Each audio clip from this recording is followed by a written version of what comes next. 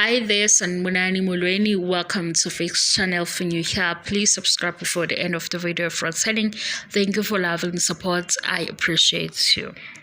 Izingane Zesthembu kanye nothando nesithembu siyaqhubeka siyaxoxa into engiyenza ngikhuluma ama-TV shows, reality TV stars, izinto abazikhuluma kulama TV shows abawenzayo kanye no-social media. Mina ngiyaxoxa but awuphoqelekile ukuthi ulalele into ongayithandi. Ngiyazi futhi ukuthi kunama-fan base, kunama-followers, kunama-supporters alaba engikhuluma ngabo. Into engeke ngahambisani nayo inhlamba. Bonke engikhuluma ngabo ngikhuluma ukuthi kwenzakalani ngaleso sikhathi, akekho engimthukayo. Ngiyazama futhi sinento engikhulumayo izwakale njengoba ngikhuluma ngesiZulu. Ebuye okunye ngibuye ngakuthandi ilo twist into engiyikhulumile ayishintsha ayenze kube yakhe. Okunye ke ngikunderstandayo as a fan ukuyi-fan base, into ezoyidefenda kuphela amanga. Soze udefend into eyiqiniso because into eyiqiniso izohlezi iyimele. Iqiniso alidingi ubufakazi, alidingi ukudefenda, alidingi iBible verse, alidingi abantu abadala kanjani. Into eyiqiniso nje iyiqiniso ngolwazi lwami. Yinto nje engasoze wathi leyo izokusebenzisa kanzima, iqiniso. Lapha ke ngizophendula lolo bethi ubani nobani kwasha kwacima. Angisiqala ukukhuluma ngalaba abavela kuma-TV shows. Mhla kwayekwa mina kube kuwukuthi ngokwami sengenzela ukuthi uyithole leyo information kimi ukuthi ukuyeka kuba kunjani.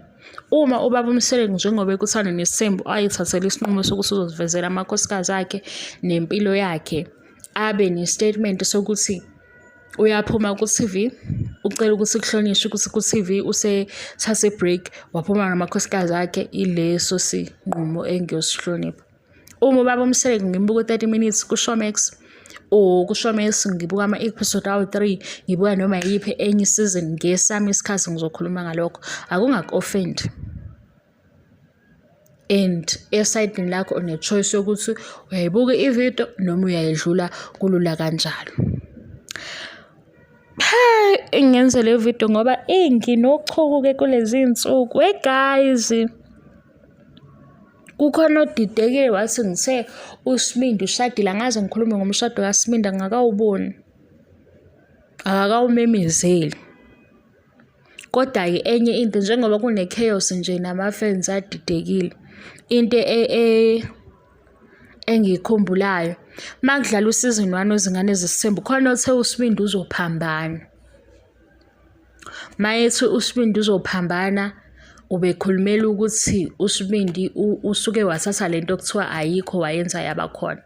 Kube nomnakwethu useason 1, kwaba nomnakwethu happily ever after, useason 1 angazwa phela kuseason bani, kodwa nje umnakwethu waqhubeka mhlawumbe sekuyiminyaka ewu-6 bebuya nomnakwethu. Mawufika kumnakwethu kuba comment section iba busy kushiwo ukuthi hey labo mama uMseleku bayamnyeka ahlale phansi. Mhla kwafika mina kwami uMseleku ngeke aze ahlale ngisho ukuhlala vele phela Zulu women 1 2 3 4 5. Angeke ngisho ukuthi uMastermind uSbindi ukuthi uyena yedwa, kodwa kunento engathi uSbindi usukumile wathi thumani mina. And mayisethumeka uSbindi uyithatha nje njengoba ngisho lento, ungajiki uyenze ngendlela yakho, ngoba phela i-comment section umnakwethu Zulu women abanye phela yini abazoyenza ngoba vele ayikho into abazoyenza, yikho bevuma. Kucelelwa umam ncane kwamamkhulu wakho engalotsholiwe. Ilento nje yenzeke KZN kuphela. Wa-exista kanjalo-ke umnakwethu kaSbindi abe ngawu-act ngoba kuney'ngane. Ngasuke ngathi mina ngifuna ukulindela ama-comment. Uyabona lokhu kuphambana ukuthi uSbindi uzokuphambana, kuphambene kwi-comment section, because kwi-comment section manje i-language isihluke kakhulu. i-understanding yalo mnakwethu kaBaba uMseleku okufanele ukuthi aphume ngelinye ilanga eshayiwe because wayezohlala phansi sekuhlukile. Akusiyo indaba yami leyo ukuthi ngizokunika uchuku lolo ngibizela lona, because leyo nto leyo uchuku ngizoyenza ngendlela mina epolite, ngiphambanise worse kunalokho okuphambaniswa khona amadoda, udefend amadoda ngamanga. Kuvele usuke ufuna ukuzenza mncane usudefenda amanga. Ngizosuke ngikwenzele uchuku oluworse mawuthi uzongithuka ngenhlamba egameni lokuthi ufanele usekele amanga.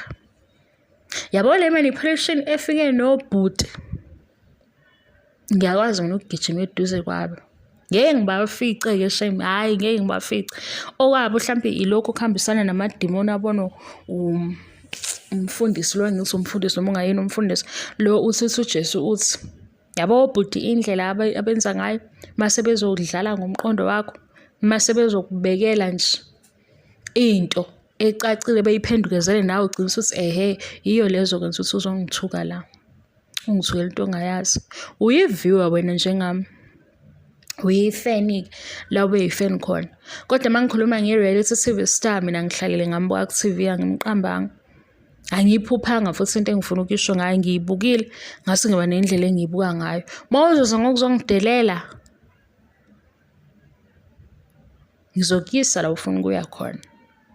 But okwamanje isikhathi sengivumile, okwamanje ngiyesa ukuhlonipha. uSbindi-ke angazi noma ngithi uMastermind, kodwa ikhona into esho njalo ukuthi hayi man, why uSbindi wangathi wahlala wafunda ama-comment alo mnakwethu owenziwe ubaba wakhe, wase eba nokuthi ngizoyenza lento ngoba inemali. Wayisho lo Thando kaSine, wathi angiyithandi kodwa ngizoyenza. Why? Because le chaos le khona isidalwe ukuthi lawa ama-comments abebe khona before awasenzeki. Manje sikuphi? Sikwi-understanding. Le understanding ethini as an individual uzowenza u-1, 2 no-3 mawubhekana lesi simo. Ayisekho into yokuthi Zulu women, Zulu women, Zulu women, Zulu women, kube nama-comment futhi amanye adelelayo anoku-undermine. Ungayenzi-ke ibe eye-tribe le ngiyikhuluma manje, because into engiyibambayo ukuthi Sbindi kwenzakaleni, wenzeni Sbindi, because yonke i-chaos ekhona uSbindi uyadonswa uyi-ex azohlaliswa kuthiwa bayamlwela futhi aphinde axoshwe aphumele kude ngoba phela ikhona le ndawo angangeni kuyo, ikhona indawo angena. Le chaos